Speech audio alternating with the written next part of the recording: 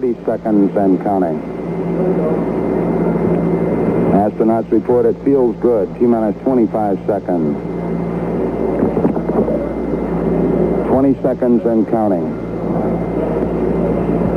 T-minus 15 seconds. Guidance is internal. 12, 11, 10, 9. Ignition sequence starts. 6, 5, 4, 3, 2, 1, 0.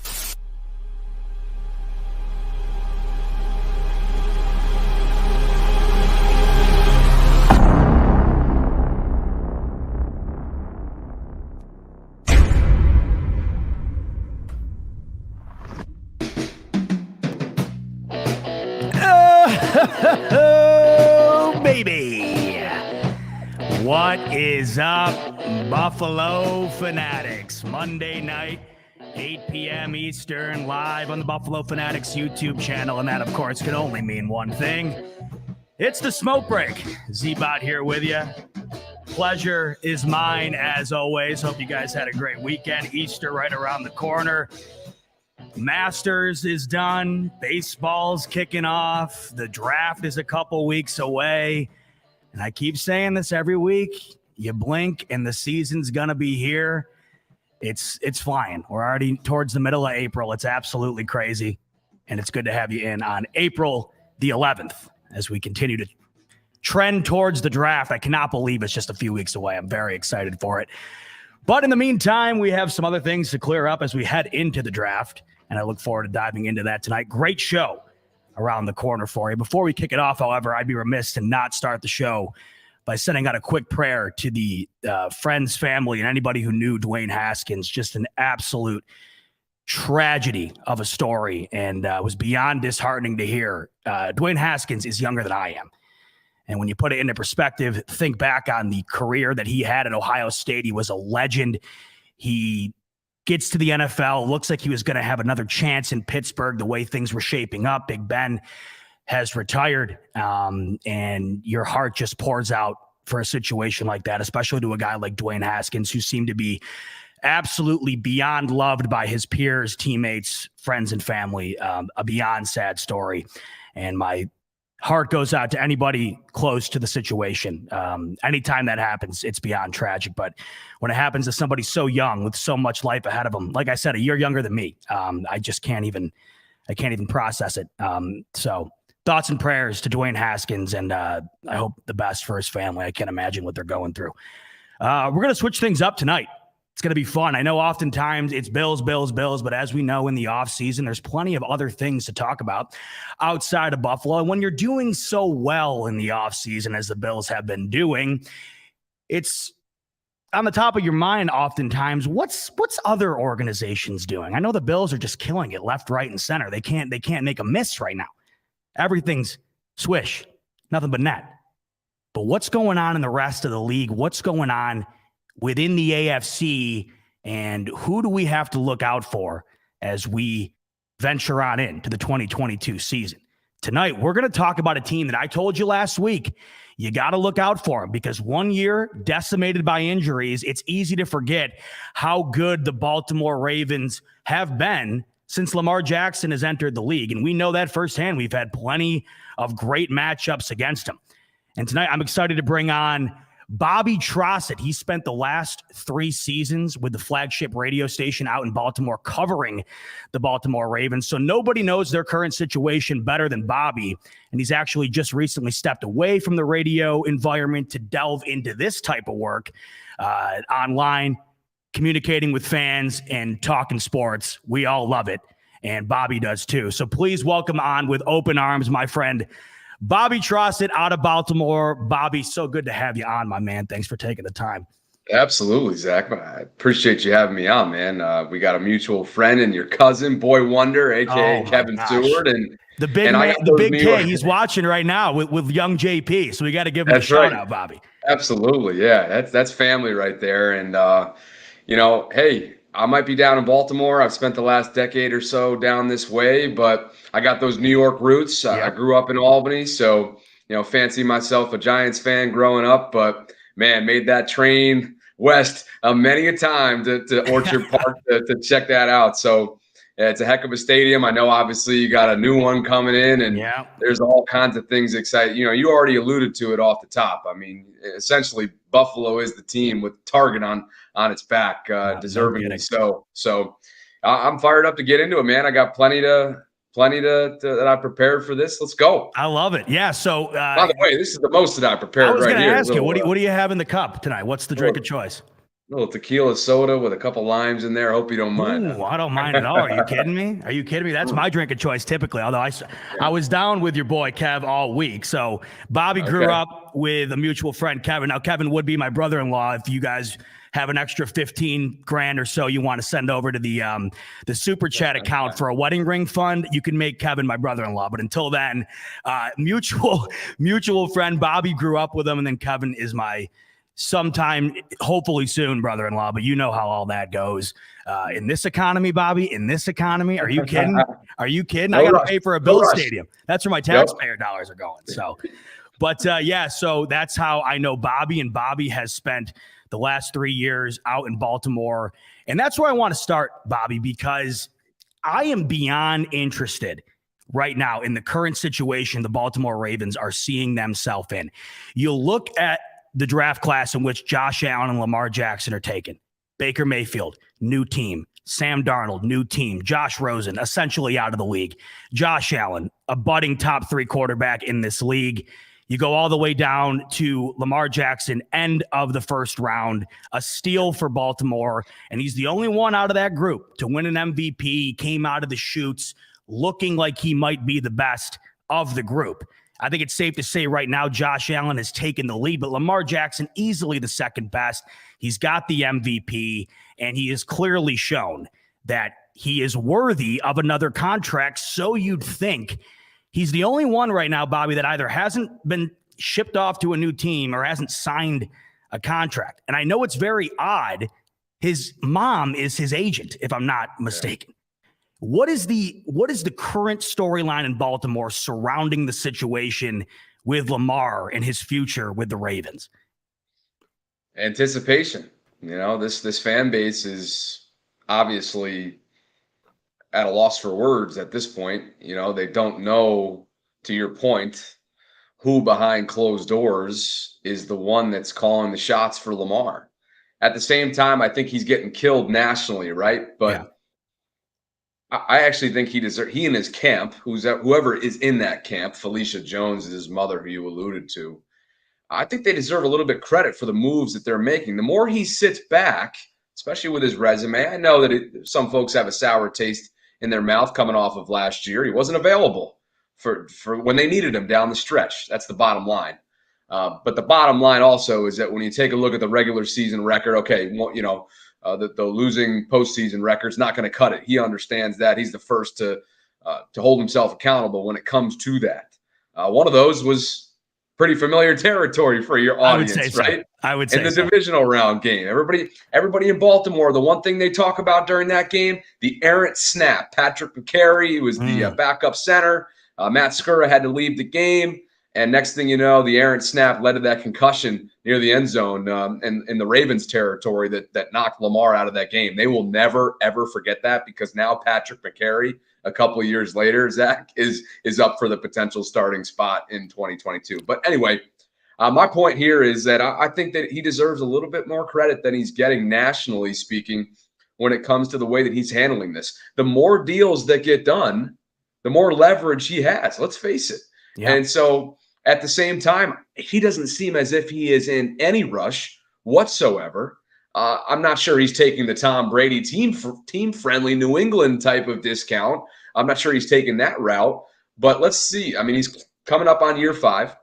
He's got the cap hit. The fifth-year option has been obviously picked up. That's $23 million and change for this upcoming season. And I honestly wouldn't be surprised, Zach, if we're talking about this exact same situation this time next year, and he ends up taking the Dak route, betting on himself, getting the franchise tag potentially placed on him for his 6th year. And then after that, boy, it's Baltimore's going to be cooked, man. They are just already up in arms about this situation. Well, here's the problem with that. You wait that long, and then Joe Burrow and Justin Herbert territory comes around the corner. I can't imagine the money they'll be commanding.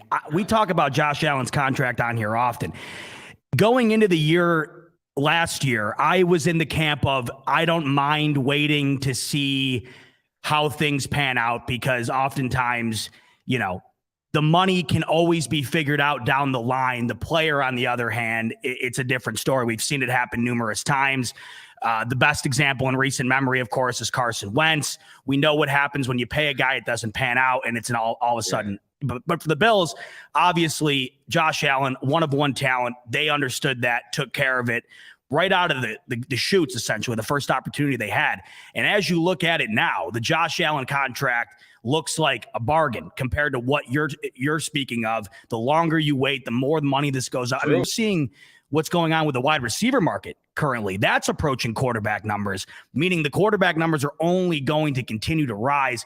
And like you had said, Lamar is in a good situation where if the Ravens do decide to move off, which I would be utterly shocked at, what are their options there? And you can't tell me there's not a litany of teams willing to go after a guy like Lamar Jackson. I guess the question for me, at least, is what's the hesitation within the Baltimore organization? Because you mentioned the Dak contract, and that to me will always stand out because Jerry Jones, a multi-billion-dollar businessman who very rarely gets taken for a ride, in my opinion, got taken for a ride by Dak Prescott because they paid him numerous times without committing to him, then finally did commit to him. And it made Dallas look bad. You didn't commit to your guy, and you're kind of beating around the bush. From what you're saying, it looks like Baltimore is trying to take the same approach.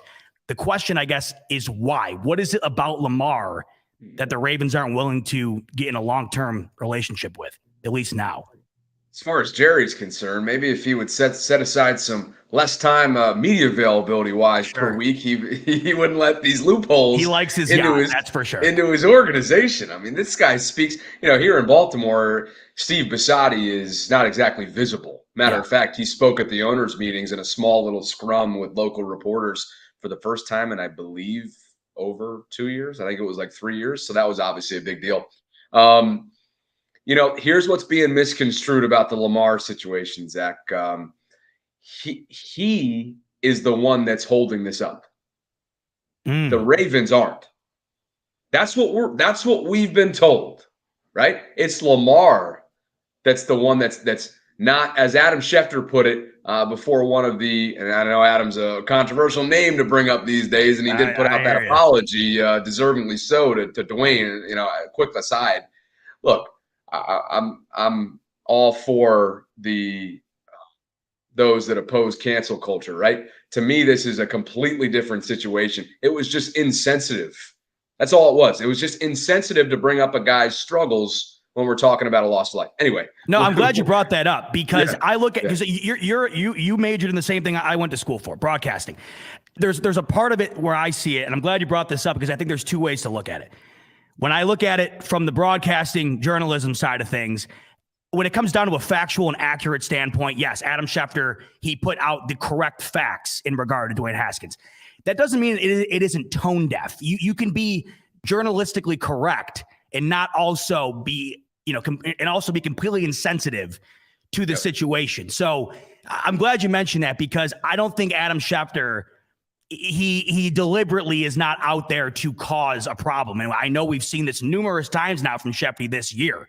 But like you said, there's a time and a place to get into his career. The young man just died tragically. You need to leave it at that and that alone for a bit. I'm glad you brought that up. Zach, regardless of whether or not it was, because let's be honest, when you're at his stature and at ESPN, the mothership, there is a digital team that's in place that could potentially have posted something, right? Regardless if it was that or not, it's insensitive, and he's become robotic. That's what he's become. And that to me is a product of how demanding the gig is. There could be some laziness in that, whatever it might be.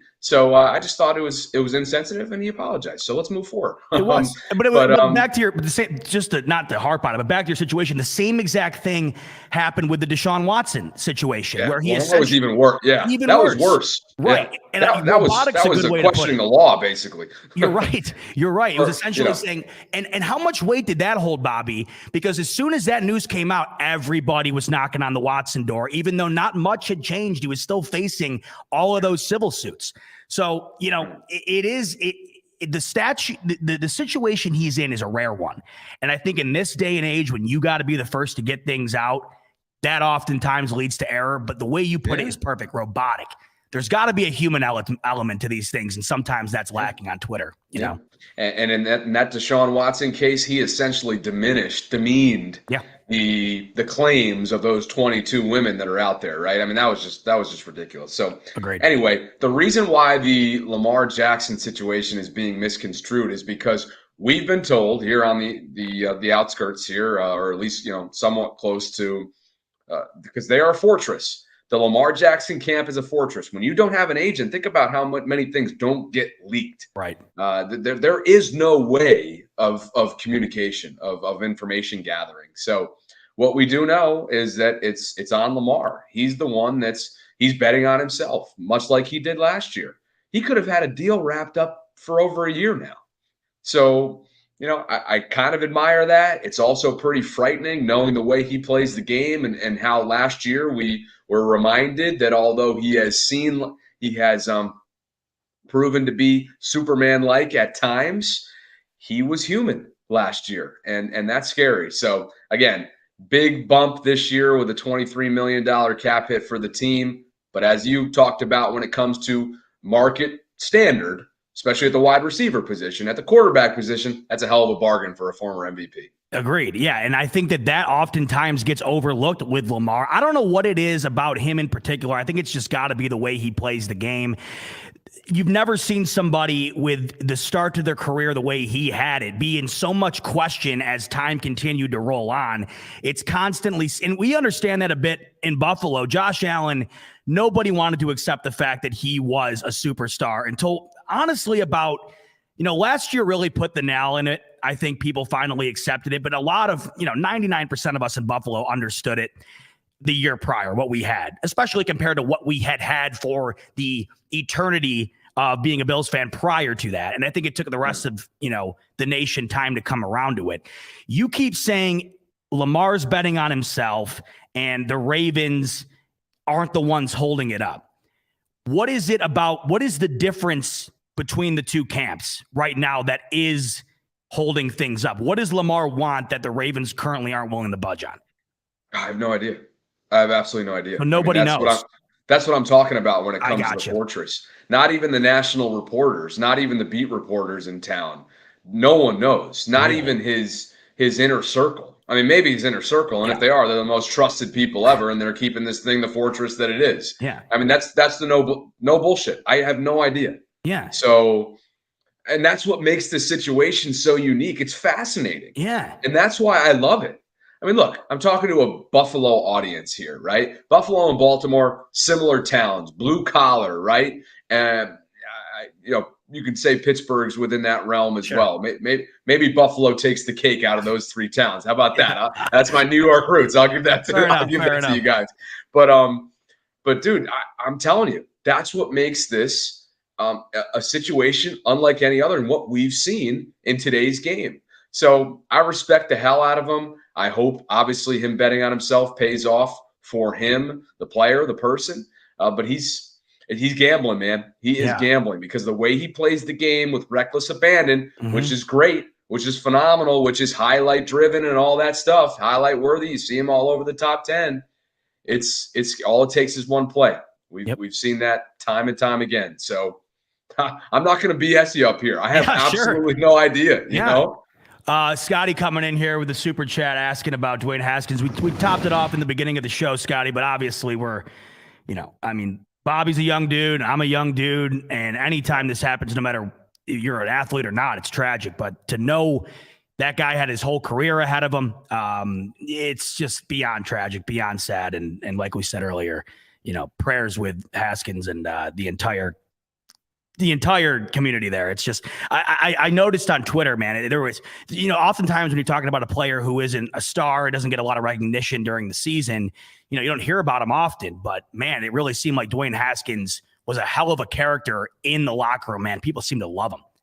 When you're a standout Power 5 quarterback and had a heck of a career at Ohio State, then that's absolutely going to be the case. And let's be honest, he was very well known for some of his, look, Gil Brandt alluded to this, probably, again, insensitively. Others have as well on social media.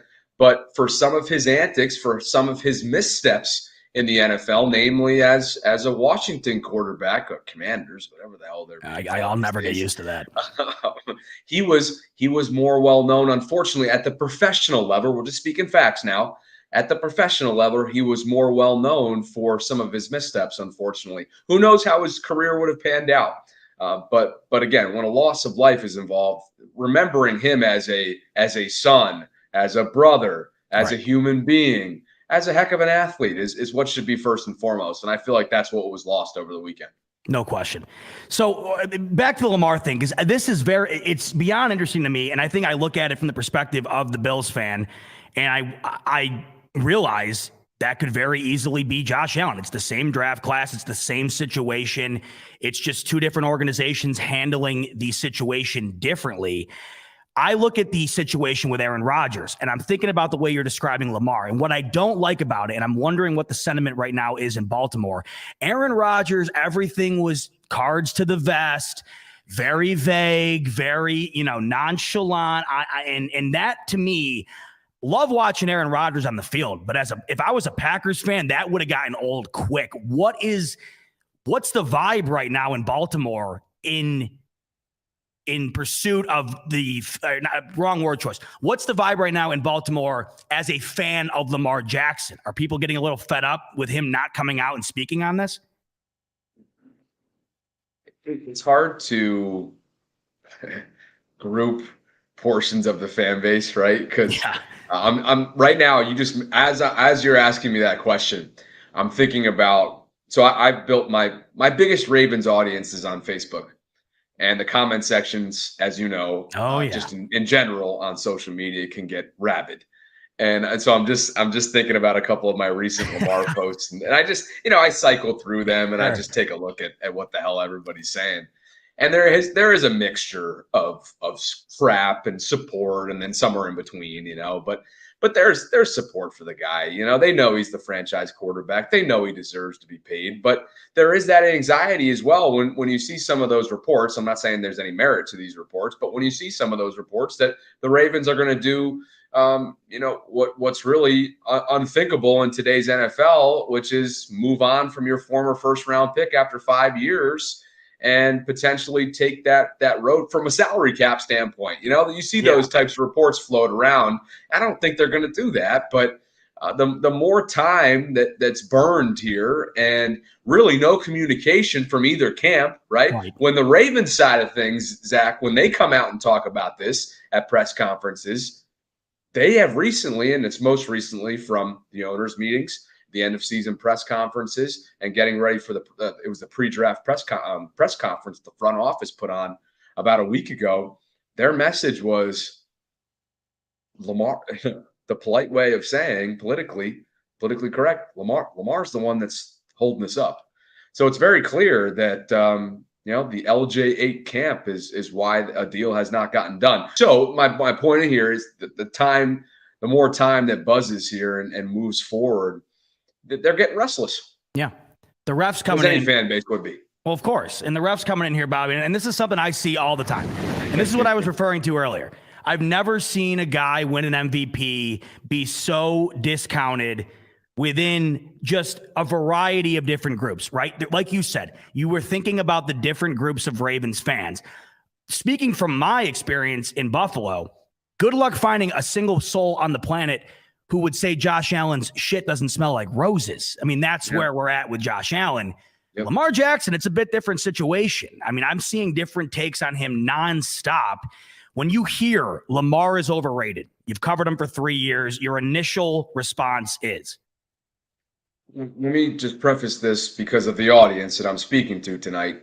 that I think Josh Allen is absolutely spectacular. I think he is the best game of the year was down the stretch. Who was their opponent again? Was it the Chiefs?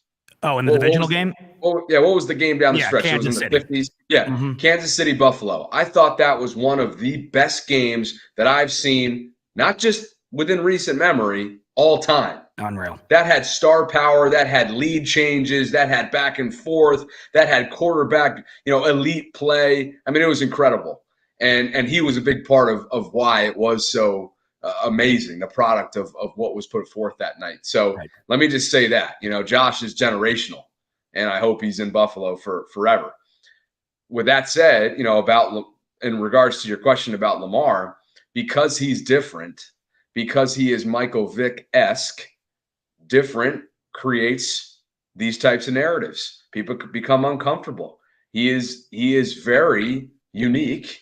And obviously the way he plays the game, I referenced this phrase earlier on, it's with reckless abandon. But guess what? That reckless abandon has won the Ravens a freaking lot of games these last 4 years, regular season wise. I know I always want to make sure I specify that.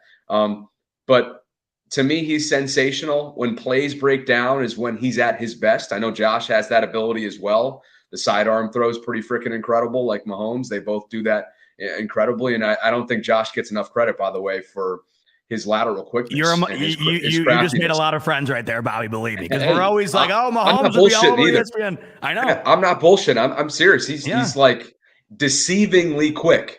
Yeah. And obviously Lamar's not deceiving. There's nothing deceiving about Lamar's quickness. I mean, he's electric. So, some of the things that he receives criticism about nationally, throwing outside the numbers, absolutely, I agree. He's working on that diligently throughout the course of the offseason. One thing he's lacking is out of his control, and that's a true X. That's a true number one wide receiver. I know you guys have that in Buffalo. All the greats typically do. And while they hope that Rashad Bateman is that guy, I'm not convinced yet. It's hard to be convinced when he was barely available. I shouldn't say that. He was available down the stretch for the majority of the second half of the year. First half of the year he's dealing with, and I'm talking about the wide receiver out of Minnesota for those folks who aren't familiar with this kid. They're hoping that he can be their number one guy. But Zach, they don't have, I'm sorry, Marquise Brown, he's not Tyreek Hill, and he's certainly not an Anquan Bolden type. They don't have your overwhelming X guy who's going to win you every single 50-50 ball, who's going to overwhelm you in the red zone, in the end zone for those balls in the corner. They just don't have him. And without that guy, their offense can't go to new heights like I think they could with Lamar. Scotty coming in here. He's saying Jordan Poyer wants extension like Stephon Diggs. Jordan Poyer's got a new agent. Yes. And he even said that he wants to end his career in Buffalo. Who wouldn't? So hopefully they'll get something done. That to me is awfully annoying because the second we get done with one contract extension that seemed to be a big thorn in the side of Bills fans, the way Stephon Diggs was taken to social media, that's the new thing nowadays. We're seeing that with Deebo Samuel. He just took down all of his stuff regarding San Francisco. This is the way you show your desire for a new contract. You go to social media, and we all know now that as soon as Diggs was signed, Rachel Bush, Jordan Poyer's wife, was taking to social media. Look, Jordan Poyer is aging at a position that I think the Bills would be less likely to pay an older player at than they would at the wide receiver position. With that said, we all know how valuable Poyer is to the team. So much going on there, right? Because you can't pay everybody. We know this, but we got Diggs under contract. And what Bobby is saying right now is something that Bills fans are beyond lucky to be able to experience. And that's a true wide receiver one. Stephon Diggs just became the second highest paid wide receiver in the league in terms of guaranteed money, and deservingly so. What Bobby is speaking to is the fact that Lamar Jackson does not have a true one. And when you don't have a true one, it's incredibly hard to be a threat down the field. And we have talked about this time and time again. Every single time the Bills have added a weapon to this offense, Josh Allen has gotten increasingly better. We saw it with John Brown to Cole Beasley to Stephon Diggs, the emergence all of a sudden of Gabriel Davis and Dawson Knox. It all comes together. Bob, you bring up a great point, and it's something I wanted to bring up during this show.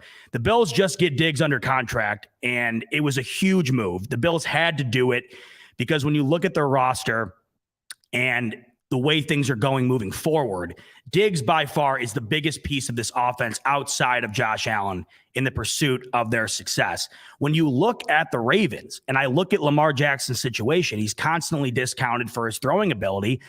But like you just alluded to, when your number one receiver is Marquise Brown, which would probably be a wide receiver 2, maybe 3 on most teams, it's tough to look at it in the same lens. Why hasn't Baltimore attacked that position specifically like we've seen other teams this offseason do? We've seen Tyreek get insane money, Devontae Adams get crazy money.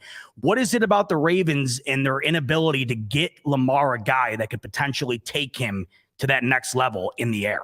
Yeah. Before diving into this too, like some of you have written in the comment section, like Lester, don't think I'm discounting the impact that Mark Andrews has made. Right. He's a tight end. I'm not including him in this conversation. I'm not discounting what he's done. I think he's a bona fide top 3 tight end. He's proven that in this league, but he's not a wide receiver. Mm-hmm. He has other roles and duties that a wide receiver don't have. So, let me just preface that with that. Sure. To answer your question, a couple guys have passed on Baltimore, man. About a year ago, Juju Smith-Schuster, he was out there. Now, that might have been because of the in-division factor of it. Pittsburgh and Baltimore don't exactly get along. But some names have just said, hey, I don't want to play for a run-first offense. And I respect that. They've also missed. They've straight up missed on a couple opportunities. Brashad Perryman comes to mind. Now, he's still playing in the league. He's kind of resurrecting his career down there in Tampa, you might add, towards the end of his career. Yeah, him and everybody else, right? Yeah, he's looking for one more ring. Exactly. Everybody's showing up there, milking every last thing. That 44 or 45, 44, right? He'll be 45 he could be 100 for this at this point. I think It won't end. It just won't end. I think he turns 45 in August, if I'm not mistaken. But anyway. Yeah, I mean, look, between missing on guys, right? They're wide receivers. How about this? I just saw somebody reference Marquise Brown within the last couple messages. He became this year, when he eclipsed his first 1,000-yard receiving season, he became the first homegrown wide receiver in the 26-year history of this organization to do so. What I mean by homegrown is that they drafted him. They didn't pick him up later on in their career like Steve Smith Sr. or Anquan Bolden or you name it. Think about that. They have missed so significantly, and the great general manager that Ozzie Newsome was, and Eric DaCosta hopefully one day hopes to be, they've missed. Just missed. So there's no rhyme or reason for that answer. Obviously, there's a number of different factors that I'm presenting here, Zach. Yeah. But like I'm saying, he needs that guy. I'm not sure Marquise is that guy. And while Mark Andrews is, like I said, he's proven to be a hell of a target. He's durable. He's tough. He's gritty, gutsy, and all those adjectives. But until you have that overwhelming number one option like Diggs, like Adams, like Gronkowski back in the day, you name it. It's going to be tough to consistently. And look, their offense has proven to be, they've shown the fireworks. But last year, they were pedestrian. For sure. The ref coming in saying, the bottom line is this for any team. Do you trust your QB to win a Super Bowl? If there's any doubt whatsoever, are they worth the long-term money? Now, this is a great point by the ref because there's two ways to look at this, and they're both incredibly difficult. You could say the same thing, and the one person that always comes to mind when it comes to this specific topic is Kirk Cousins. Because Kirk Cousins, when you look at him at face value, I'm not putting any stake in Kirk Cousins winning me a Super Bowl. Now, on the other hand, if I'm Minnesota and I look at the draft and I look at the QB market, I think to myself, I have two options here. I either downgrade because there's no way right off the bat I find somebody who's as good as Kirk Cousins to fill the role. Or two, I just pay Kirk Cousins and hope to God that we continue to increase our win percentage each year behind a quarterback who's not great, who's not terrible. It just is what it is. and Kirk Cousins has made a fortune being a pedestrian quarterback, perhaps on the upper value side of that, right? So Dude, he's going to be on the payroll. He's going to be on the payroll in Minnesota and Washington for years to come, dude. We're going to have families by the time he's still finishing up on the payroll. Who's done it better than Kirk Cousins, Bobby? Nobody. The guy has taken the lead. Flacco's done it pretty well. Joey Flacco, let me tell you what, he has done well. I look at a few of these quarterbacks around the league that are able to do that. And the reason they are is because it's not as easy. And look no further than where we sit right now as Bills fans. You think if it was that easy, we would have had to wait 25 years since Jim Kelly for a Josh Allen to roll along? It just doesn't happen. And I look at Lamar and he might not be the most incredible down the field passer. He might be a bit erratic at times. Like Bobby said, he's different.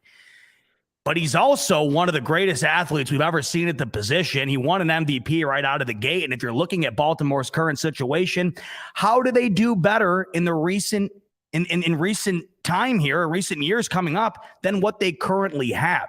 So that question to me, Bobby, I don't know how you look at that. When you think Lamar Jackson, do you think Super Bowl, or do you think, you know what, I don't know if he has that in him, but he's good enough to make the Ravens a contender for a long time?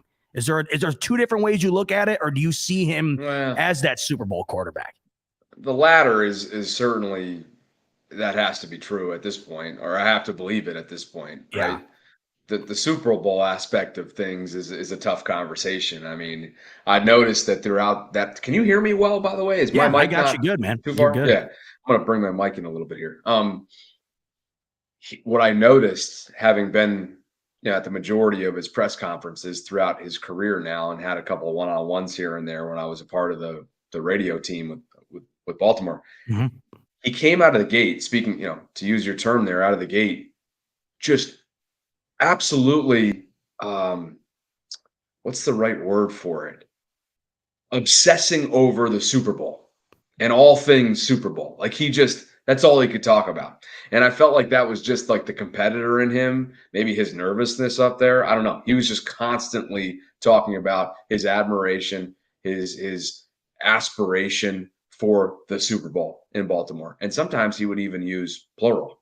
And I think the maturation process that we've seen throughout the course of the last maybe year or so is actually that dwindling. He's not talking about that as much. So I have a hard time answering that. I don't know what he has inside of him when it comes to postseason football, because the small sample size right now record tells you that, there's a lot left to be desired. But at the same time, I know that he, like you said, he's built different. He's not your average quarterback. He's very, very authentic, right? Super authentic. I'm talking about, like, I think a couple weeks ago, he had this party in the suburbs of Baltimore, and all these rappers. Yeah, Kodak Black was the headliner. Kodak Black. He featured this thing. He's like boys with Kodak. So he's very true to himself. He still hangs out with the guys that, for lack of a better term, he was probably chilling in the streets of South Florida with as a high schooler. He's been loyal to that group. I admire that. The only thing that you can, if there's only one thing that you can criticize this dude about in terms of off the field stuff from his rookie year, an Instagram story that showed his speedometer on his car going 110 miles an hour when he was just going down the highway sober during the middle of the day. If that's the only thing that you can get on this dude about, I mean, won't you take that? It was the same with Josh what's Allen. going on in Cleveland? Right? I mean, come on. Josh Allen had a rap. He had a rap lyric on Twitter, and then that was a whole thing.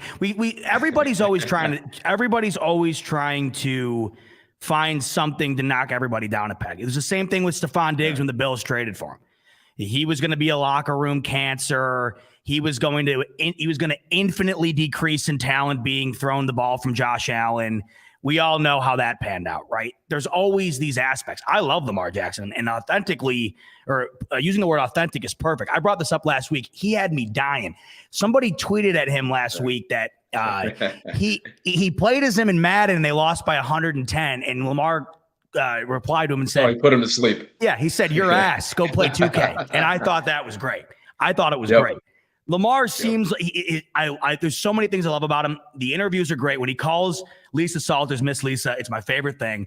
Like you said, he is just an authentic guy. I love that about so many different players in this league currently, because like you mentioned, that is one thing that you're only talked about in that way when you're doing something wrong. You are never given credit for being the guy who's the upstanding person at the podium in public. Josh Allen is a perfect example.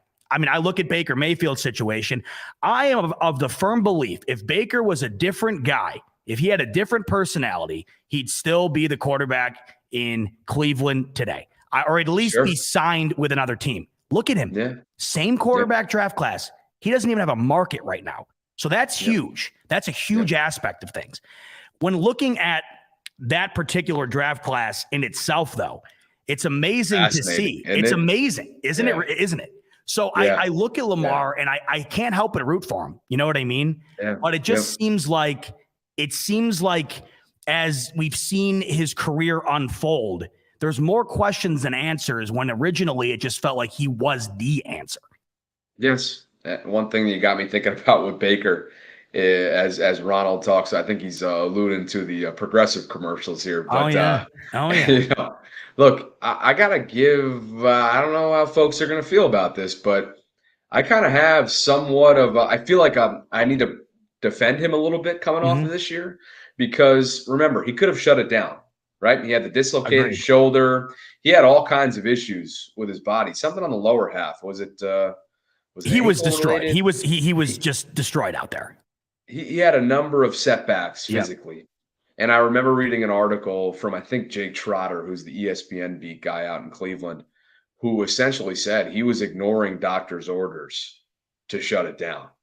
And this was with a good chunk of the season left, and they were very much still in the hunt. Yep. So I kind of admire, I kind of respect his just that gutsy competitor within him that decided, you know what? Case Keenum's not going to be the guy to lead this team down the stretch. It's going to be me. I'm the former number 1 overall pick. Let's do it.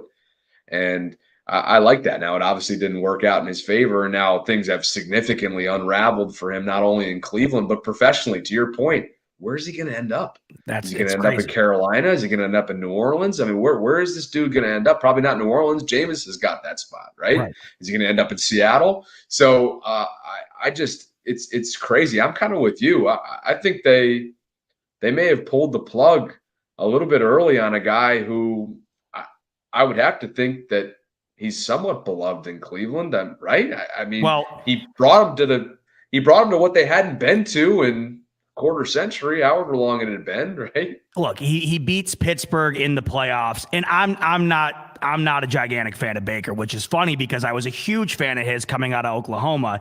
But it's amazing how that personality, the same personality, can alter when you are successful and when you're not successful. Like Baker? I currently in this moment, right? Coming out, I loved the swagger. I loved the underdog mentality, which in fairness, he was the underdog. He was a walk-on, never highly sought after. I respect that. You get to the league and you have a roster like you have in Cleveland. And let's be frank. I mean, they did get to the playoffs. They did get a win. But with that roster, Bobby, they underachieved pretty significantly. And he was always a story. And that's the one thing that's as true. A fan of any organization, I don't like that. I don't like when there's distractions, whether they're big or small, because as you know, like you were just talking about with the 100-mile-an-hour thing with Lamar, it's nothing until somebody makes it something, and then all of a sudden it's everything. Yep. And you know how Twitter works. The smallest thing is the biggest thing. So to me, it ended poorly, and the icing on the cake was you seek Deshaun Watson. And this is what happened with Matt Ryan too. Before they even closed the deal, you letting that cat out of the bag that you're in pursuit of another guy immediately tarnishes the relationship. Now, I thought Baker was going to go to Indianapolis. And as soon as they moved Matt Ryan, to me, Bobby, I'm still shocked. I thought that somebody would have taken a waiver on Baker by now. And now we're realizing that's the difference right now, too, between that draft class. If the Ravens let Lamar Jackson go tomorrow, he's on another team within a couple of days. That's how I feel. Baker, on the other hand, has shown there really isn't a market for him. And if there is, like you mentioned, Seattle, who today might be one of the worst teams in the league. Carolina, go duke it out with Sam Darnold. I mean, it's wild to see him go from where he was to where he currently is. Does Pete Carroll know something that we don't? Because I don't think he's he in the knows tail much, end of his Bobby. career. What is he, 70 years old, 69, somewhere around there? Hopefully 69. But why is he not hanging it up? I mean, there's no – does he know something that we don't? Is Malik Willis an absolute stud? I mean, what's going on? Kenny Pickett, whoever's going to end up in there? I don't know. I find that – it's a complete rebuild. To He's too old to be a part of it. And I can't believe that that's the direction they went in, where they stuck with him. And as soon as Bobby Wagner left, that completely indicated that this team is building from top up. I'm shocked they haven't dealt DK yet. But Wagner it's amazing. Passed on Baltimore, by the way. Is that right? Yeah. Wagner passed on Baltimore. A lot of folks were thinking here locally, probably just as a way to take a shot at the general, the front office of Baltimore. They thought that it wasn't a sweet enough offer when really he went on McAfee, a couple of days later and just said, look, I've spread my roots out here. I'm on the West Coast. My family's here. He just wanted to stay home and probably try to snag another title with the freaking Rams, who were becoming the Buccaneers basically, except their quarterback's a little bit younger. I mean, it's amazing.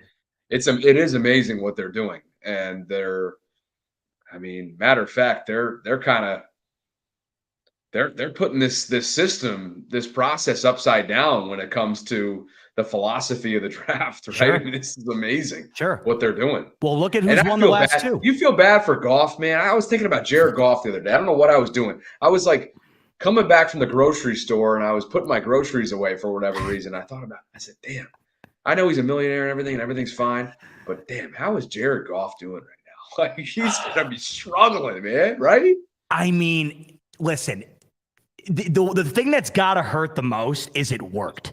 You move off of him and immediately win it. And to know that could have been you and you didn't even get in the end zone against New England in that Super Bowl, and you go and get Stafford, it immediately works. Yeah. And you knew Sean McVay, he wanted Goff gone bad, and that relationship was immediately severed. You send him to the depths of hell in the NFL, which is the Detroit Lions. And honest to God, there's an element of you that, from a human perspective, to look at that situation, to where he was, to where he is now. Of course you feel bad for the guy. It's from riches to rags, the complete opposite of what it usually is, Exactly. Let me ask you a hypothetical, Bobby, because this interests me. There's so many things that happen in the league. If Matt Ryan wins up 28-3 against the Patriots, we don't discuss whether or not he's a fringe Hall of Famer, despite all the records he's broken, the MVP, the yards he's put up throughout his career. He's probably in the Hall of Fame, right? Same goes for Eli. David Tyreek doesn't catch that ball. Eli might not be a Hall of Famer. He doesn't beat the Patriots twice. Yeah. If Lamar Jackson doesn't throw that pick six to Teron Johnson, and they're in the red zone, they're on the 10-yard line, and they actually get into the end zone, they beat Buffalo on the road in the divisional and move on to the AFC Championship. Does Lamar have a new contract today? Oof, boy, I hadn't thought about that one. Something tells me probably not, based on this situation, because of how unique it is. Then again, winning cures all, right? So are the Ravens more likely to be a little loosey-goosey in their negotiations? Perhaps. But to me, it's such a unique, unusual situation that he finds himself in. He's choosing to be in. Let's be clear there. That I'm not sure it would have mattered. But boy, I like that hypothetical though, man. How different would things have been, Well, look, I wanted to. I don't want to. You're steering us here, but I was taking a look. I've been following the Buffalo offseason very, very closely, and I just get the sense. And I was listening to some local radio and some local podcasting before I came on.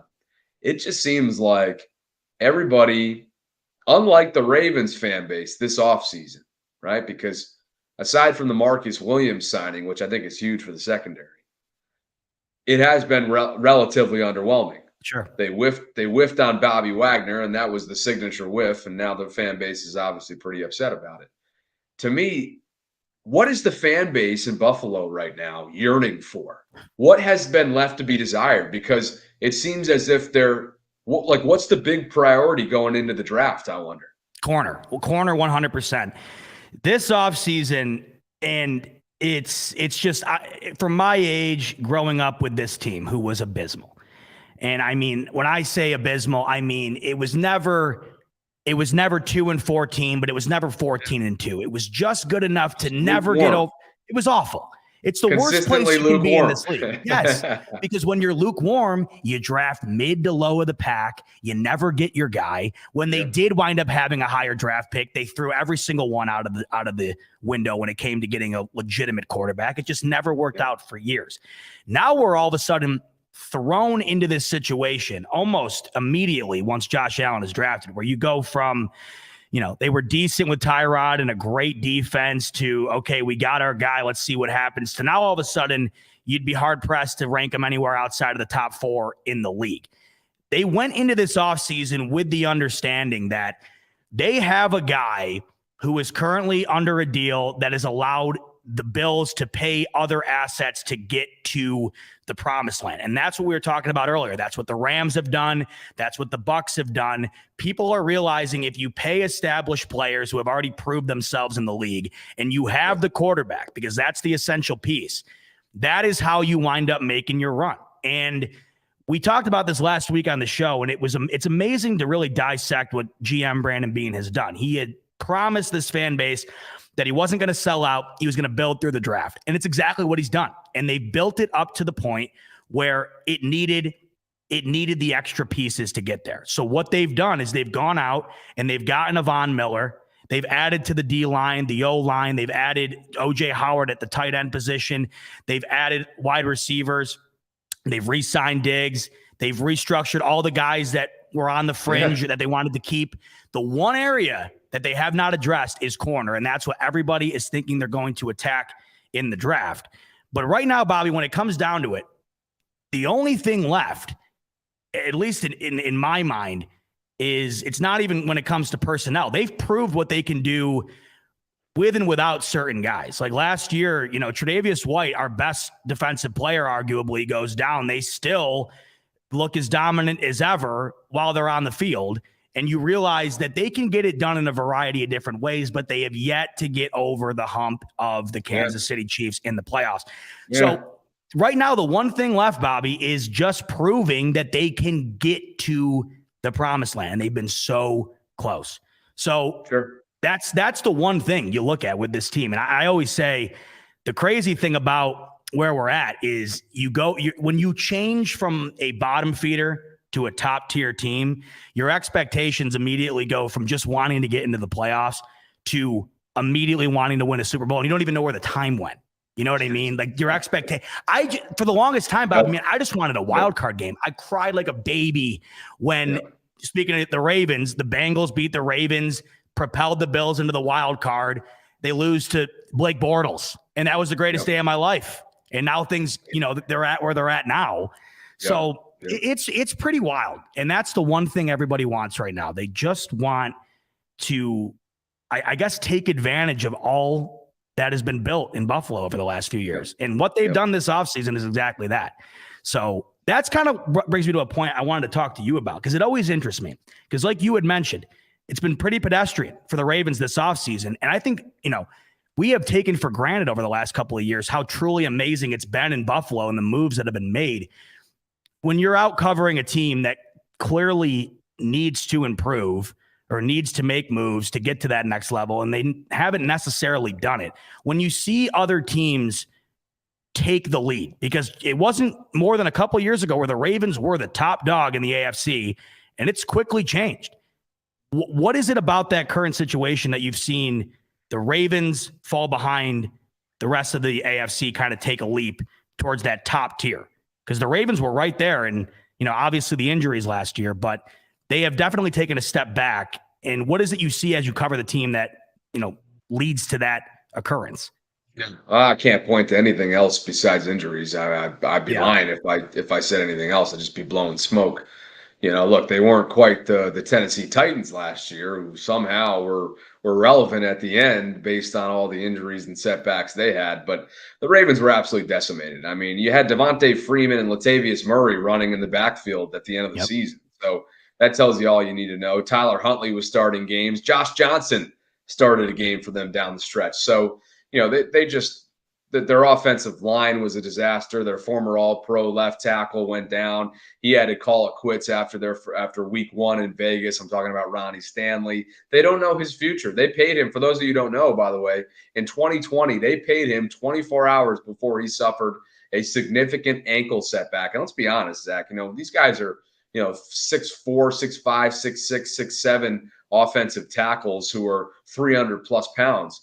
Ankle setbacks and injuries aren't exactly easy to overcome when you are that type of physical specimen. So, a lot of folks are wondering what his future is in not only in Baltimore, but his career in the NFL. So they've had just like I said, they've gotten absolutely swarmed, absolutely decimated with injury. We'll see what the rehab process is like. Modern medicine hopefully is on their side. And if it is, then I think this underwhelming free agency process could potentially kind of be swept under the rug with essentially, basically, I think some folks are forgetting that there were so many key players injured that maybe the front office has an upward track, a fast track, a little in the know type of feeling about where they are in their rehabs, which has prompted them to be underwhelming in free agency because they feel like they're going to be back and ready to go. J.K. Dobbins, Gus Edwards, Ronnie Stanley, Marlon Humphrey, Marcus Peters. I mean, both sides of the ball were decimated. So that's how I would answer that. Hey, when can I get to the Edmunds story? When can we tee this up? That's a great question. And I was actually waiting to get into it because the one guy right now here, I'm ready. Let's do it. The one you were talking earlier about, what's the piece the Bills need? Well, the one piece that always comes up when it comes to potentially moving one of those pieces for another piece is Tremaine Edmunds. He's like one of these guys on this team. There's a fence down the middle, and there's people who want to keep him, and there's people who desperately want to get rid of him. And he's one of those guys who's been, he was drafted in the same draft class as Josh Allen. He hasn't been an overwhelming hit, but his athleticism and his potential, that's what everybody always comes to. So I'm glad that you brought him up because he's constantly a polarizing topic within the Bills community. And as Easter comes up, you said you would actually spend some time with Tremaine Edmunds during the Easter holiday a few years back. All right, just want to make sure we weren't going down a polarizing route here, Not at all. That's good. When I say polarizing, it just you can't bring him up without somebody saying they got to re-sign him or you got to trade him tomorrow. That's always what it is.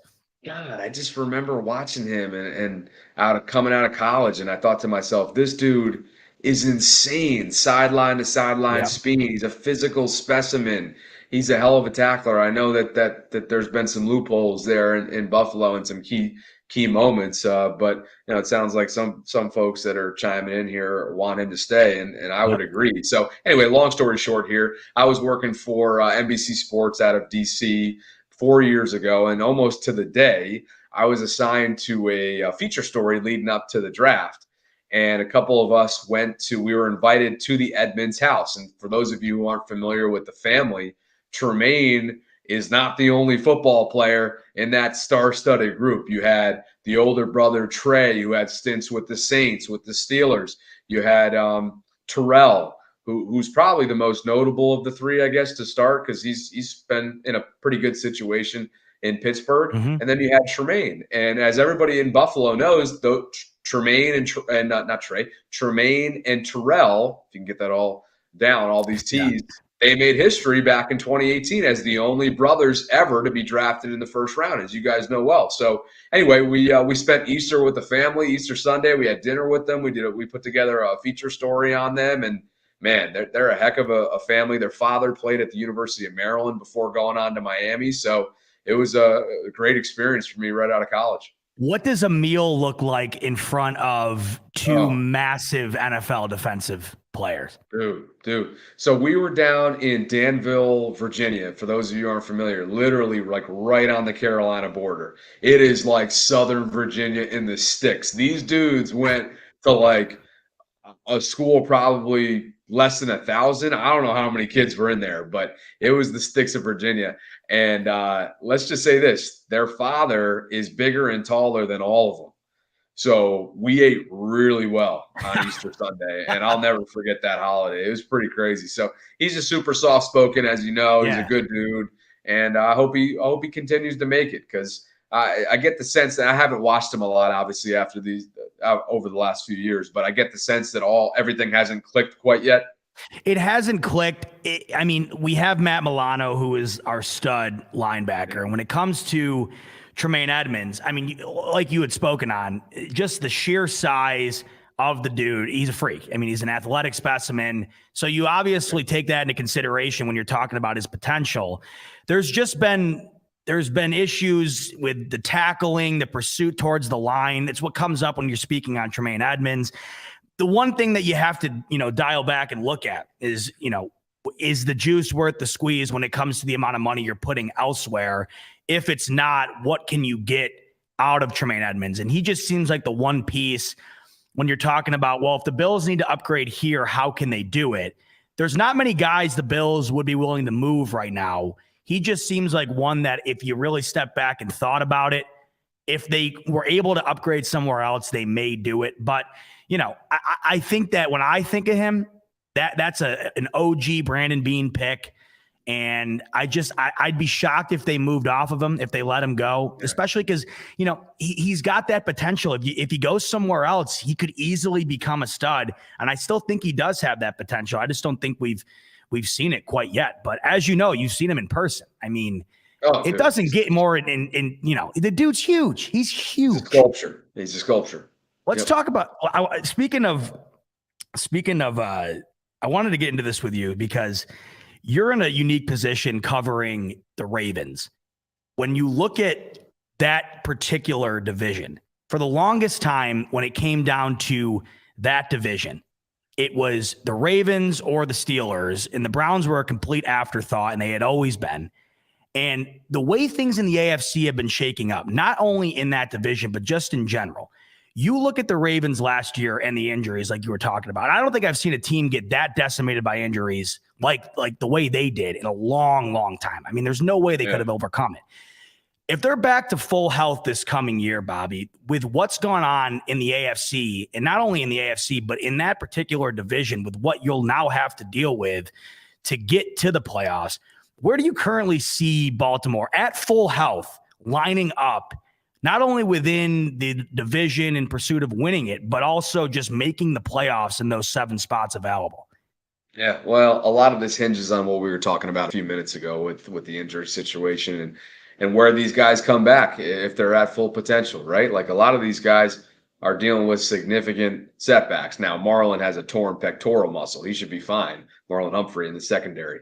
Marcus Peters had the ACL over a year ago. He missed the entire season. So you get the sense that they're going to be able to come back and be impactful right from the jump, but you don't know. You really don't know. Yeah. So in terms of the division, I find that Cincinnati obviously has to have the upper hand right now. I mean, they were the AFC contender, deservingly so. How shocking was that to the fan base, by the way, in Baltimore? In Baltimore, they were. I just thinking about that because that was a run for the ages for a Cincinnati organization. Let's face it, they deserve that out there right after enduring what they've endured. And I find Joe Burrow to just be the dude's an absolute cannon. He just gets it done. He's tough as a freaking hammer, and he went out there and did whatever possible with an offensive line that obviously needs to be retooled, and it has throughout the course of this offseason. And I'm sure they'll continue to do it in the draft as well. So I think since he gets the upper hand, we don't know what's happening in Cleveland. Deshaun will likely be down for half a season. Who knows, Zach? I don't think we should rule out the NFL potentially trying to make an example of this guy and slapping him for an entire season. I think that's I think that could potentially be being overlooked a little bit in terms of the NFL wanting to. It hasn't proven to exactly value its image over the years, right? Well, what an opportunity to do that here. So I don't want to get it too high or too low on Cleveland right now. And obviously Pittsburgh is in an in-between stage as they try to figure out who their next quarterback is after Trubisky. I'm sure he's just going to be a placeholder. At the same time, look, Mike Tomlin is an absolute OG. And you don't get to where he has gotten and sustained in Pittsburgh without just utter dominance and excellence. And to me, he has yet to have a losing season. I don't think that'll be an exception this upcoming season. I think they're going to fight and they're going to claw and they're going to be scrappy. They're going to be right there in the end fighting for a wild card slot. So I'd give it right now Cincinnati, Baltimore, Cleveland, and probably Pittsburgh. But I think it's right behind the AFC West for top position in football. Ref coming in, just a few more comments on Tremaine Edmunds here. Yeah. So this is kind of the notion with Tremaine. He's a massive dude, athletic as hell, but a little bit soft. Dragging him, man. Come on. Yeah, I know. Silas coming in saying Edmunds is 6'5", 250 with 4.5 speed. He's been two gap responsible with guys like Vernon Butler in front of him. His length alone takes away 5 to 15 yards over the middle. 58, 23, and 21 shine because of 49. That's interesting, too, because the Bills have significantly upgraded on the defensive line, and you just wonder if that will go hand in hand with a increase in production from Tremaine Edmunds. So this is a big year for him. I'm interested to see how it all pans out. But, there's the Bills defense in general. They were really good last year, but it almost felt like it was kind of fool's gold a little bit just because of the opponents that they had. But, they've added Von Miller, getting Tre'Davious White back. I mean, the Bills right now, I'm always interested to hear this from different fan bases. When the Bills come up in Baltimore, what's the sentiment? What's said when thinking about the Bills? Say the Ravens got to play them this week. What's the conversation among Ravens fans?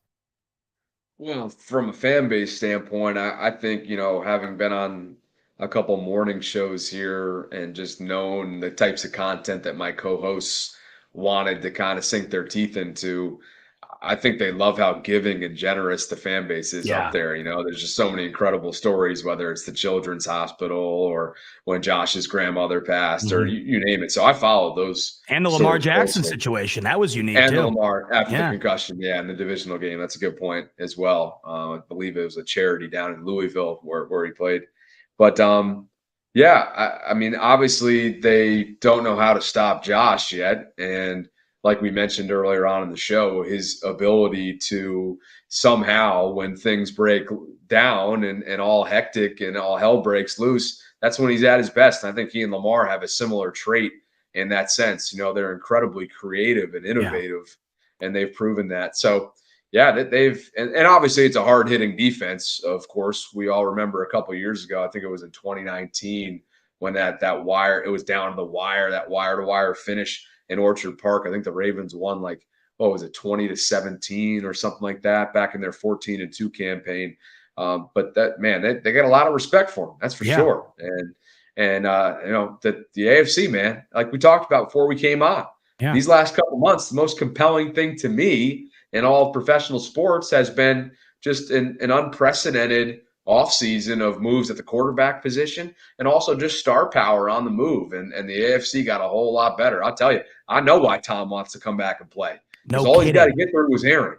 Yeah. All he's got to get through is Aaron and Kyler, and he's back, fighting up against one of these cluster of teams that beat up on each other all year long on the other side of the conference. A Devontae-less Rodgers, too. I mean, Brady's going to walk. He's got to come back for him. What do you make of the story out this week, by the way, with Brady? Because that is incredibly interesting. The Miami situation, how he was going to be a part owner. Sean Payton was going to come out of retirement to coach. This all of a sudden came flooding in. I got to tell you, it would have been the most unbelievable occurrence for us Bills fans to have him go to Miami in that situation. Yeah. I'm glad it didn't happen. Oh, thank God. Tom's like LeBron. He's a businessman, obviously, and I respect that. And, he's probably going to end up in ownership one day. Let's be honest. He's never going to be in a broadcast booth. No. You're never going to see LeBron in a broadcast booth, even though, speaking of commanding numbers, I mean, look at what Troy and Joe have commanded throughout the course of this season. These guys are making potential like low-level starting quarterback annual salaries for the broadcast booth. It's insane. I wonder why Tony wanted to hang it up, Well, Romo really, he paved the way there. He paved the way there. Yeah, I mean, as soon as he came in, and now with Amazon getting into it and whatever else, you're right. And that's another reason why this offseason has been so insane. Everything has changed. I was listening to Dan. Free agency too. Yeah. I was listening to Dan Patrick earlier, and he had put it perfectly. He said, a month ago, Brady's retired. Bruce Arians is the coach of the Buccaneers. Troy and Joe are still at Fox. You got Devontae Adams with Green Bay. No one knows what Rodgers is going to do. Russell Wilson's still a Seahawk. There was a million things that happened within a month, and it just goes to show you not only how insane this offseason was, but how dominant the NFL has become in terms of media. I mean, you had March Madness. You had baseball around the corner here. I mean, even this past weekend, it's the Masters, it's baseball, but then again, something always comes back to the NFL. And this year, more than ever, it's been insane. They've mastered their product. And I think you see it in a town like this, right? It's a two-sport town. Sure. And it certainly doesn't help when the Orioles are just dismal. And they did win today in their opening day, at least home opening day against the Brewers. But you really see it when you make those comparisons. Especially, it doesn't help when baseball's made a mockery of itself over the course of this offseason now, with the season beginning and whatnot. But the NFL's king, man. And if there was that was extremely evident over the course of these last 2 or 3 months. I will say, though, Camden Yards, most beautiful park I've been to. I love it there. I love Camden Yards. 30th anniversary season. Let me know if you're coming down, my man. They're very easy bleacher seats and access. And I'm here in Fells Point right here, my little row home about maybe 2.5 miles or so away. You hop on one of those scooters and get over there. Kev, you hear that? We're taking Bobby up on that. We're going down to Camden Yards. I'll tell you, I went there. God, it had to be 7-8 years ago now, but I don't know, that unlike most other ballparks I've been to, just the open environment and it just, you get that old school ballpark feel when you're there. I loved everything about it, but when I'm not a big baseball guy at all.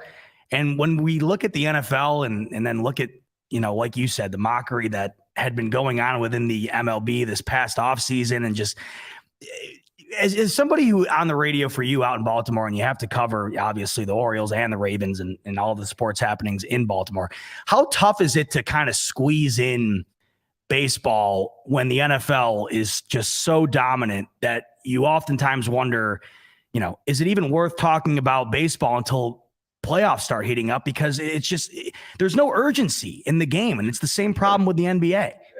Yeah. Super tough. And then it's on a whole new level when you're in the middle of this ongoing, just brutal rebuild. And honestly, it's turned away a good portion of the fan base down here. I've connected with a lot of them within the last 24 hours, trying to figure out if they were making the trip to opening day or not.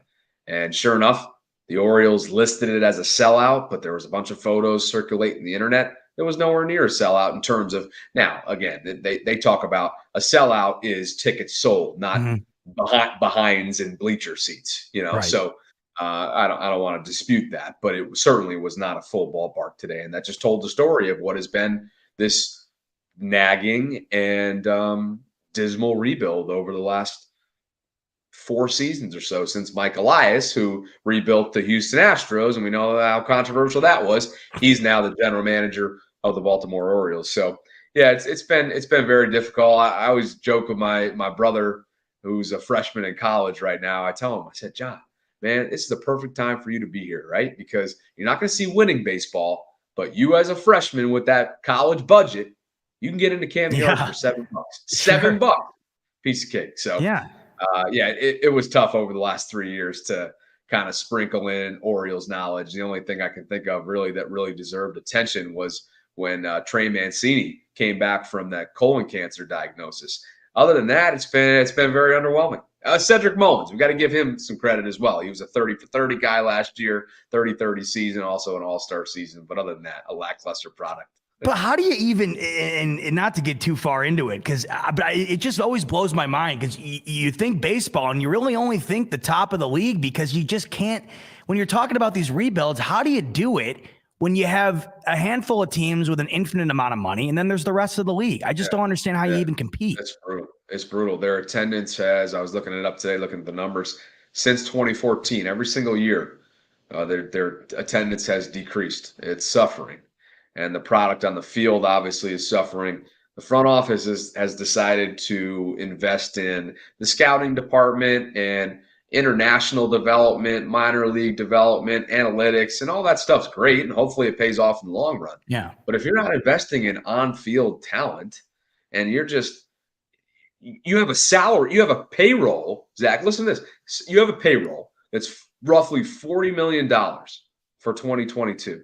Mike Trout's annual salary this season is $39 million. Wait. The Orioles' overall budget is $40 million a year?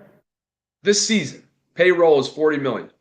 See, I just don't see. And once again, back to the NFL is king. How do you even justify that? How can you put that out on the field when you got, I was watching with Kevin last night. I was watching Yankees Red Sox. And they were talking about how Judge is going to hold out for 36 something million a year. He doesn't want to re-sign. Yeah. And right there's another example. And it's just like, how do you possibly compete with that year in and year out? And I think about the NFL. Could you imagine if the NFL did something like that? The product would immediately, the game on the field would immediately be unwatchable. It's essentially what college football has become. Because the SEC has done that. You got Ohio State, you got a couple other teams, every year who are on the fringe, but it all comes down to the SEC every year. And I love college football, but it's not overly exciting anymore when you get to the playoff time. No, of course not. Never, ever be March Madness.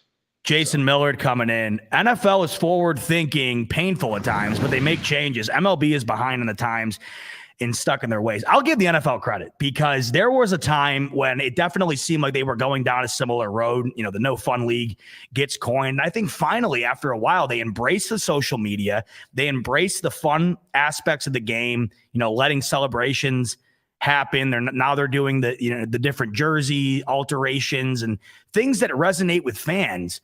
That to me right there, when you look at baseball, I mean, I'm pretty sure, I don't know if this is still true, but up until last year, I think you weren't allowed to put any baseball content on YouTube unless you, I mean, is that how they're still operating? Well, the problem is that from a regional standpoint, that's their only way of catering to their audience, right? Regionally, baseball does really well. Nationally, it's a joke. Yeah. From a streaming standpoint, it's a joke. The blackouts are a joke. I mean, it's so bad. It's so behind on the times. It's sad too because the product isn't bad. I agree. The product has been euthanized. There's electricity.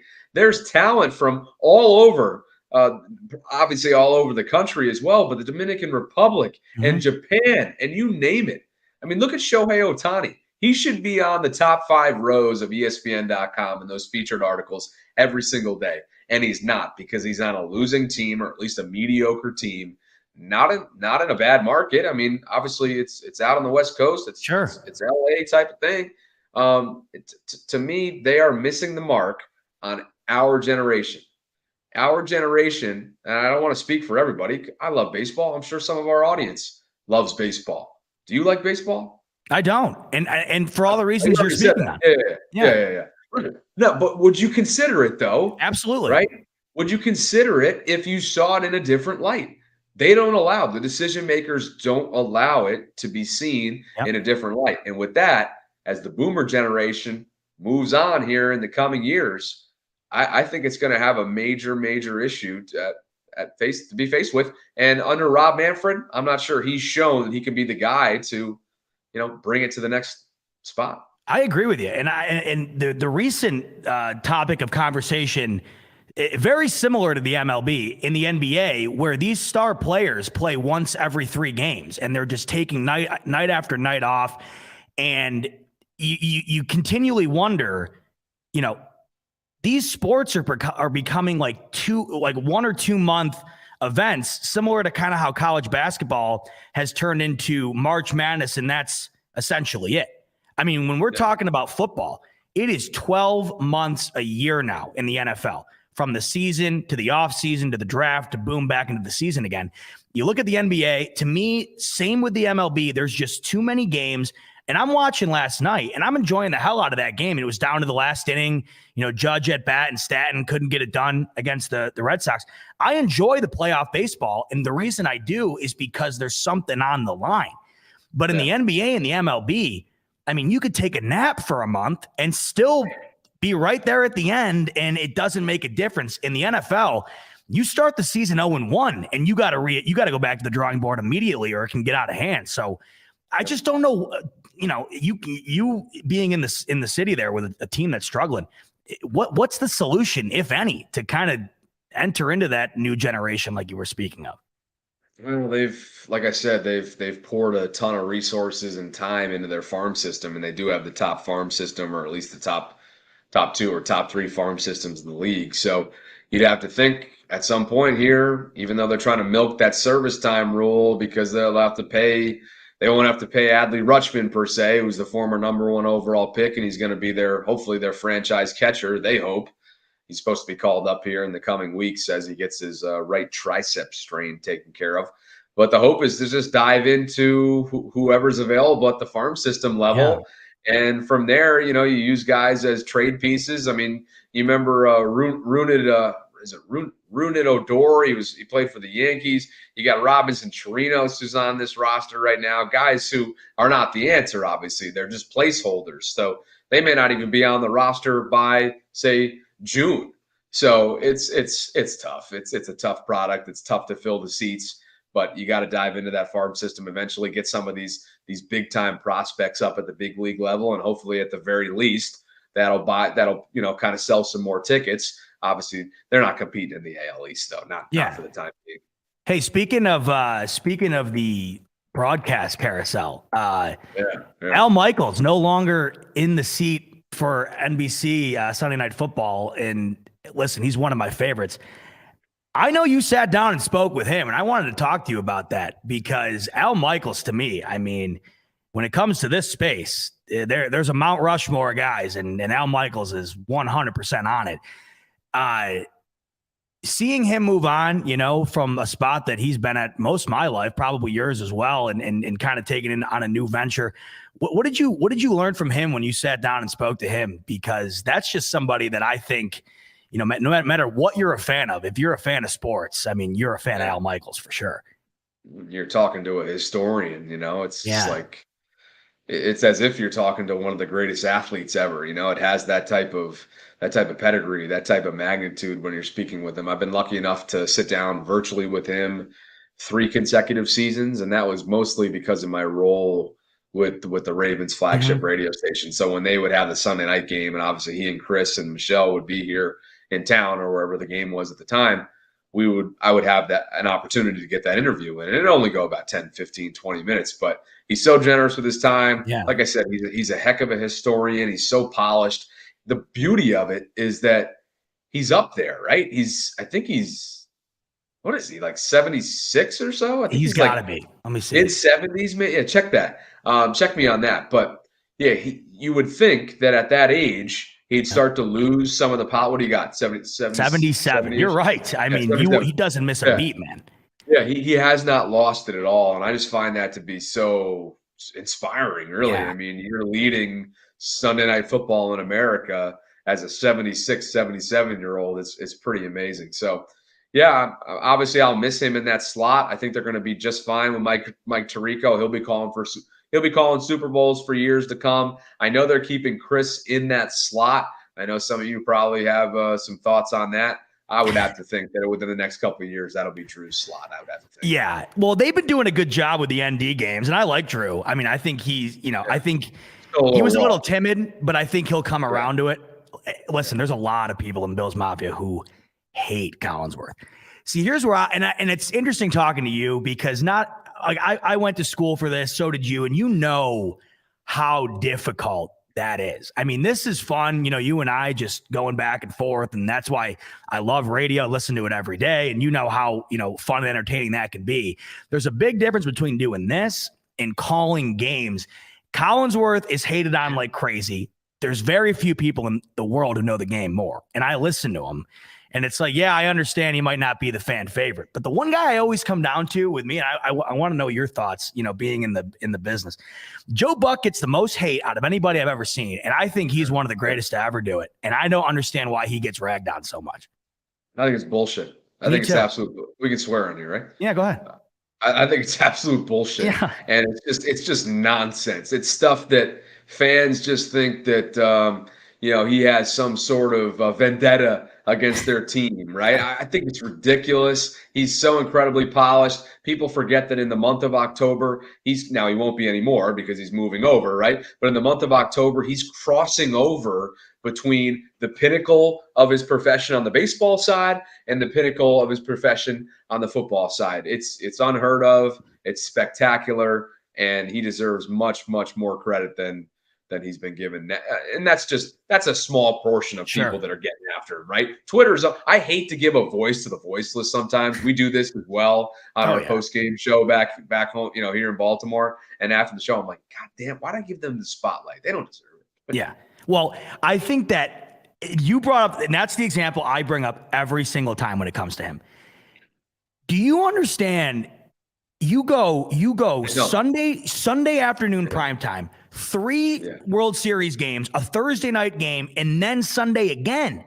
And people are like, and I'm like, you don't even know the half of that. I mean, that is just, I couldn't even imagine. And I wanted to get your thoughts because he's the one guy. I love that. I know. Me too. I never understood it. I never understood it. Yeah. The one guy it's almost like I'll tweet in his defense all the time. And I always feel like I'm looking over my shoulder when I do it. And I'm like, why? Like, why am I doing that? Yeah. You know what I mean? Yep. And Collinsworth's one of those guys. And I think it's because he'll show a bias towards a guy every now and then, but people forget, PFF is that's his product. So, he knows all the little ins and ends and whatever else. But I think in that sector, Bobby, cheesy. He's cheesy. He is cheesy. But I think in that sector, and I wonder where your thoughts on this, because to me, the NFL has done a good job of moving into that new space where the MLB hasn't.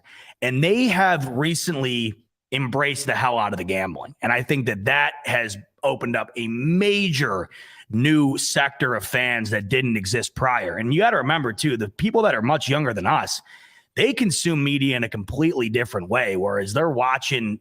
I mean, everything's clips now. It's not even, that's why I think baseball suffers. There's no urgency and it's long and there's a million games. Some of these younger people aren't even on Twitter. I know. They're not even on Twitter. It's all, like you said.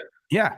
Yeah. They're watching the minute or minute 30 of Sunday Night Football on TikTok or on an Instagram reel. Yeah. I mean, where do you see, because it always interests me to ask people that, work in the industry, where do you see, let's just do a hypothetical 10 years from now. Do you see the NFL being one of those, it turns into a media phenomenon where it's every night and there's a variety of different options to consume it. There's different commentators for each game. Because I just see an endless amount of possibility for the league. And this year, more than ever, it seems that things are starting to alter more than they ever have, where you're seeing these changing of the guard with these broadcasters and then the gambling. I was just wondering where your thoughts were on where the broadcast end of the game's heading, because it's the biggest entertainment. It's the biggest form of entertainment in the entire country, bar none. Yep. You're right. We're starting to see a shift in philosophy, a shift in all that we've known in our years, and it's going to be jarring. Right? Yeah. Thursday night Amazon football is going to be jarring for some folks, our fathers' age, let's say. Yeah. That's going to be tough. It's not going to be easy for them to access it. They're going to have to be looking on their ESPN app how the hell to get on, And granted, I feel the same way. I think it's jarring, but this is where we're going. Yeah. And you just got me thinking about one of the main reasons why I have left radio. And for those, I'm not going to drown out your audience on what's going on in my I'm life. going nuts. I recently left radio to, like you said at the top, dive into the digital space, dive into YouTube. And I'm using you as one of the blueprints, man. I'm a little bit behind, so I'm a little late to the party, but I'm diving in now. And I really, truly believe that, okay, let's talk Buffalo, for example, or any market, right? I truly believe that the next generation's sportscaster that you remember growing up on local sports, that covered the local high school teams, that had the feature athlete of the week, you name it. Those people. For us over here in Baltimore, it's Mark Viviano, it's Jerry Sandusky, Jerry with a G, by the way. You wrote a book on that. It's Bruce Cunningham, right? Those guys are all in their 60s. They're getting ready to call it a career, but they're really well known here. I'm sure you could rip off a few up your way. Of course. Those people, the equivalent of those people, are going to be the ones that are dominating YouTube. And I really, truly believe that. And the reason why I bring this up is because I truly believe that football is heading in a direction from a consumption standpoint of getting a variety of options from a streaming standpoint. These networks, the CBSs, the ESPNs, the Foxes, they're going to have it. Don't get me wrong. Nothing's imminent. Sure. Right? But to your point in the beginning, the Amazon breakthrough on Thursday nights, to me, is a glimpse into the future. Yeah. And here's the one point I always come down to. The NFL treats Barstool Sports like they're anthrax, that you can't touch it. They're a cancer, right? And the way I always look at it is that is one aspect of the media that you cannot neglect, because as time goes on and the young fan base gets older and older, that is how they've consumed sports. And sports has become, social media to football is jelly to peanut butter. I mean, you can't even watch a game anymore without having the companion of Twitter, Facebook, whatever. It's enhanced the game tenfold. And I look at what Barstool has done for sports in general and how they've changed the way people consume it. And I just think that at the end of the day, that will be embraced to some capacity, and they might be a little bit behind the eight ball, whereas I think they could get out ahead of it. But you're right. And I was talking to Kevin the other day about, your situation. We were talking about the radio. And it's funny you bring that up, that, the aspect of you could name all those guys and they're in their 60s.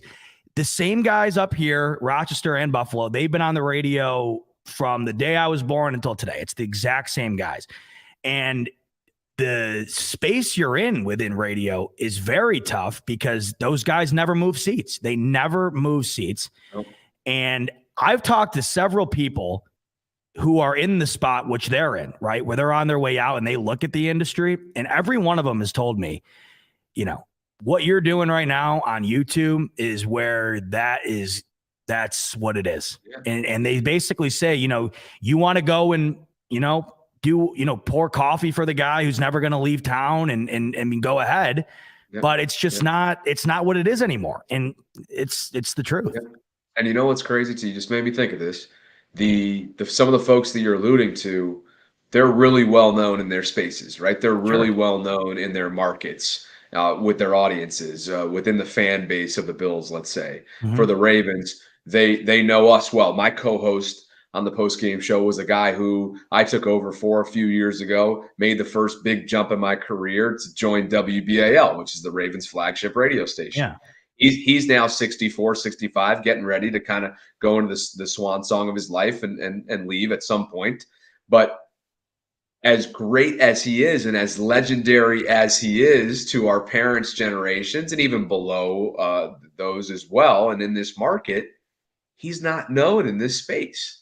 So there are Ravens fans and vice versa, Bills fans that have had, that don't know his equivalent in Buffalo at the local radio station, because this is untapped in a lot of ways to that generation. So I know we're getting on a little tangent here, but I'm super excited about it. It's just, it knows no bounds. I was communicating with a Ravens fan from Arizona today. You think he knows what we do here in Baltimore? Probably not. Right. And that's the beauty of it. That's the beauty of this platform. He's not listening to us on the local post-game show. Yeah. But guess what? When I stream the draft coming up in a few weeks, I'm doing my first ever live stream. I'm going to have to call you to figure out what the frick to do.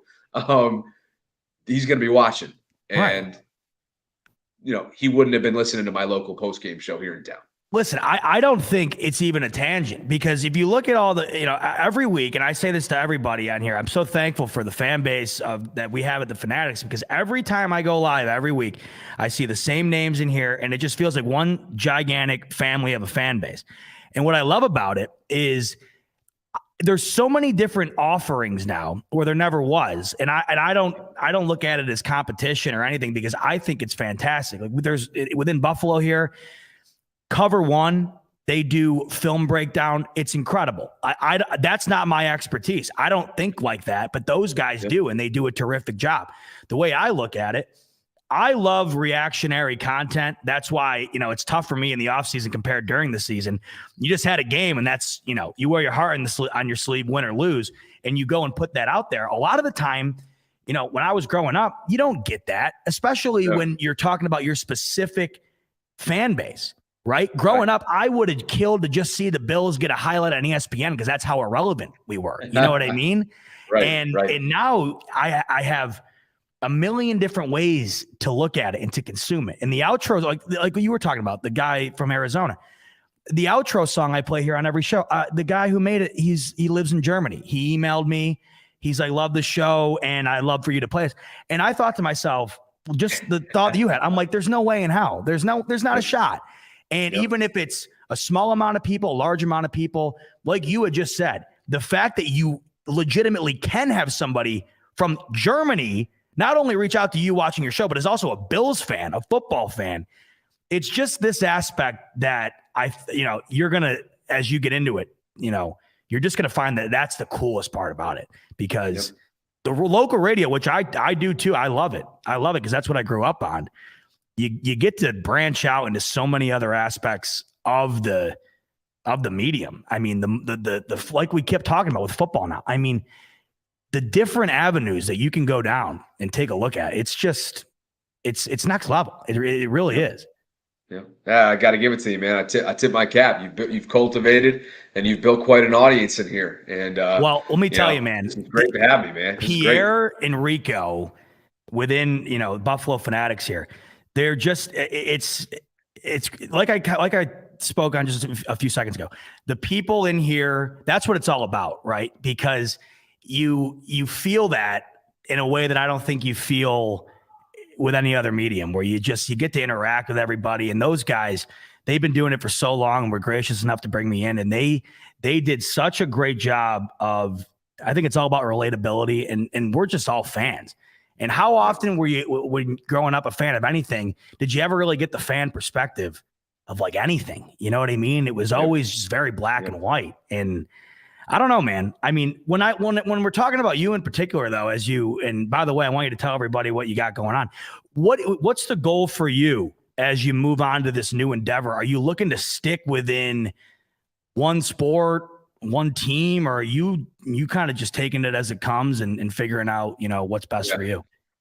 I'm kind of rolling with the Baltimore sports and beyond theme, emphasis on that final word, with the ability to take it wherever it might go. Today, I put up a monologue, for lack of a better term, ripping the Orioles about that rebuild that we were talking about a little while ago. And I titled it The Truth Behind, or The Truth About Orioles opening day in Baltimore. And I talked about a number of the specifics that has led really this a good portion of the fan base to become resentful. So, that title allows me, and I'm still trying to figure out the branding details of this thing, get off and running. It'll be 3 weeks this Wednesday. So, by the way, this was a little bit unexpected, hint. So it's been right. It's been a tricky, difficult time in my career, but at the same time, very rewarding. I feel as if the world is in front of me, speaking and picking the brains of guys like you on a daily basis, and just trying to build this thing top down. I'm super active on the other platforms as well, Facebook, Twitter, and Instagram. Had the wife of the Ravens general manager on the show last week, Lacey DaCosta, and she shed some good light. Had one of the Ravens wide receivers coaches on. So I'm able to kind of, use some of those relationships that I formed as a more, let's say, formal media member in town. And now I'm kind of peeling back the curtain a little bit, if you will. But I'm still using some of those connections and relationships that I was able to make in that former role. And so just trying to blend it all together and see whatever the hell that ends up looking like, we'll see. Well, that's the great part about it, because in this space too, like I mentioned Cover One, but like that's just, that's another entity. They do the film stuff right within here. Like my buddy Clay, he does an incredible job with the film, study and breakdown. And then you got Rico, he does a great job of, reactionary and stuff like that. And I think as you go on, there's other people in this space who all love it as much as you do, and you kind of just team up. And that's why I always look at it like, yeah, you might be with a different organization or a different team, but everybody loves doing the one thing, and that's hopping on here and talking ball. And like, no matter who you're with, like it's always a good time, especially if you have the same. What there needs to look. YouTube needs like a listing, or the NFL needs like a listing where you can find like the most notable local YouTubers per market. If there's something that you're thinking of that I just don't know about, hit me up about it, because I want to be able to easily access, like, for example, obviously the folks in the AFC like yourself, but like AFC North, like divisional stuff, AFC East for you, like I want to be able to easily access those guys. And maybe you quickly learn being in the community. And I'm only 3 weeks in, so we'll see. But, Yeah, I mean, it's great because sometimes there's always different sectors. Like some are very and that's what I love about it, because on one day you'll get somebody from a different team who's very honest and open. And then another time you'll get somebody like our buddy here at Buffalo Fanatics, Master at Work, big Patriots guy. And there's nothing you can tell him. Josh Allen's terrible. The Bills are still, so it's always fun because I think you don't get that everywhere else. And I appreciate both aspects because absolutely, like, when you look at it, that's how it goes within fan bases, right? You get people who are very honest and look at things rationally, but we all know, man, being a fan of anything, rationality 9.5 out of 10 times goes out the window. And I love that aspect. Yeah, you ain't getting it here. Before we wrap up here, and just speaking on your radio situation, I wanted to know, because I know every even though the radio isn't the first thing people think of, the one thing I love about it is kind of what you were working in the sphere of immediately after the game, the phone calls. It's the best thing. You can't replicate it anywhere because of just the insanity that winds up coming through just through the lines. What's the one moment you'll always remember covering the Ravens that was the most absurd call you got following a win or a loss? Just the one that you were like, wow, crazy. Yeah, it's like a grouping of them, right? It's the same dude. He would call from, where was he? Nick from, it's like somewhere out in the county, Bel Air. Nick from Bel Air, right? This dude down in the county of Maryland, north of Baltimore by like close to an hour. Dude, my producer would always tell him, right? Like my producer would always recognize his number. Yeah. And, obviously, you know how it goes. The producer speaks to the caller before he gets put on hold and then eventually on the air. And when they would speak to him, or when Chris, my producer, would be, dude, like he'd tell him 30 seconds and you're out. And to no avail. Like he didn't give a flying F. Yeah. He did not give a shit. He would go on there and go for 2 or 3 minutes. I'd have my boss texting me saying, what the hell are you doing? Get him off there. And I hate to cut people off. So it was always awkward. It was always kind of glitchy, That drove me freaking crazy. So obviously there are other memorable stuff, but that's what comes to mind. But yeah, that was definitely a fun part. You never know what the heck's going on. You got to be on your toes at all times. And that's one part I'll miss for sure. Yeah. But, like I said, I think that the ability to tap into a market that knows no bounds, right? Your audience knows no bounds. And there's something about that fires me up. Well, speaking of the topic, as we wrap up tonight, let the folks here know where to find you, because Bobby, he delivers some awesome content. Like he had just mentioned, he spoke with the wife of the Ravens GM the other day. He sat down with Al Michaels a bunch of times, like we had talked about, Mike Tirico. So Bobby is coming into this space red hot, on fire, and looking for people to come and join him. So Bobby, let the folks know where they can find you and what you're up to. Appreciate the love, man. Like I said earlier on, I'm really going with that theme, Baltimore sports and beyond. So although there will be, some Baltimore sports content on a daily basis, we're really trying to go beyond. So you see the tag right there in my description. That's how you can find me on YouTube. That's how you can find me on Facebook, Twitter, Instagram, whatever. Connect with me. Like I said, I got that Albany roots. So I love, obviously, I love Western New York. I love upstate New York, and I still hold it very close to my heart. My family's up there. I'm actually heading up there on Wednesday, dude. I'm going home for a little Easter trip. So, yeah, man, I'm ready to dive into the space. Definitely going to have to return the favor and give you some love at some point here. So I have to get your calendar, but appreciate you having me on, man. Well, the pleasure was all mine. And I'm playing the wrong song. This is the tune right here. This guy, guy from Germany. It's just like first time I heard it, I'm like, man. The honor, I was honored. I'm like, man, this is for me. This is for me. Run it up. Big thanks to you, Bobby, for hopping on. This was fun. I always love getting the perspective outside of Buffalo, and you had a great one for us tonight, so that was awesome. All you guys watching tonight, thanks so much, as always, for tuning in. Back again next Monday. Make sure to go follow Bobby and give him some love. He brought us some awesome stuff tonight, and he does that every time he gets live, so make sure to check him out. That's a wrap for tonight. We'll see you next week, and as always, go Bills.